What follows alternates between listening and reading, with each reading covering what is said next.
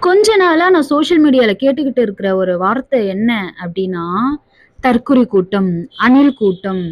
சரிப்பா, நீங்க சொல்ற மாதிரி அது தற்குறி கூட்டம், அணில் கூட்டமாவே இருந்துட்டு போட்டுமே. ஆனா அதே கூட்டத்துக்காக தானே நம்ம நாட்ல எலக்ஷன்ற ஒரு விஷயமே நடக்குது. ஏன் அவங்க அந்த ஓட்டு மிஷின்ல இருக்கிற பட்டன கிளிக் பண்ணா கிளிக் ஆகாதா? இதுவே மத்த கட்சியோட மாநாட்டுக்கு மக்கள் போறாங்கன்னா, அவங்கலாம் மனுஷங்க. இந்த மனுஷனோட மாநாட்டுக்கு வந்தாங்கன்னா, அவங்க தற்குறி கூட்டம். இல்லையா? சரி, அப்படிதான் நீங்க யோசிக்கிறீங்கல்ல. இதெல்லாம் ஒண்ணுமே கிடையாது. ஒரு நடிகருக்காக வர கூட்டம்ப்பா. அதெல்லாம் ஒரு சும்மா கூட்டம்ப்பா அப்படின்னு. ஆனா ஏன் இவ்ளோ பிரச்சனை குடுக்குறீங்க அப்போ? அந்த தற்குறி கூட்டத்துல இருந்து சில பேர உங்க கட்சிக்கு இழுத்துக்கிட்டு போறீங்க. அவங்க எதுக்காகவோ உங்ககிட்ட வராங்கன்னு வச்சுக்கோங்களேன். ஆனா இழுத்துக்கிட்டு போறீங்கல்ல. ஏன் அது பண்ணணும் அப்போ? அவங்களும் தற்குறி தானே. ஏன் பண்ணணும்? இந்த தற்குறி கூட்டத்த பத்தி தான் நம்ம நாட்டுல மட்டும் இல்ல. பல நாட்டுல இப்ப பேச ஆரம்பிச்சிருக்காங்க.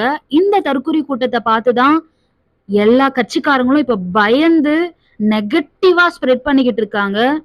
இந்த தற்குறி கூட்டத்துக்கு தான் இடம் குடுக்காம பிரச்சனை பண்ணிட்டு இருக்காங்க. பாதுகாப்பு குடுக்காம பிரச்சனை பண்ணிட்டு இருக்காங்க. இந்த தற்குறி கூட்டத்துக்காக தான் பொதுமக்கள் இவ்ளோ பேரு அதுல அடிபட்டாலும் நின்னு பேசிக்கிட்டு இருக்காங்க.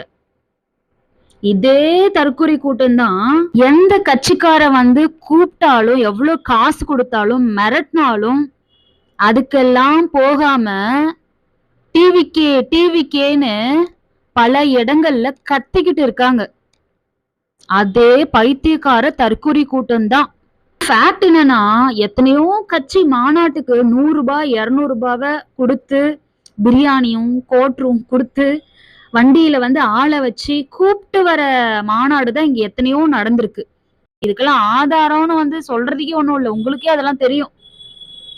ஆனா, இந்த மனுஷனோட கூட்டத்துக்கு எத்தனையோ மாவட்டங்கள்ல இருந்து, எத்தனையோ இடங்கள்ல இருந்து சொந்த காசு செலவு பண்ணி பஸ்ஸ புடிச்சு, லாரிய புடிச்சு, அந்த மாரி இவ்ளோ கூட்டம் குவியுதுன்னா, ம்.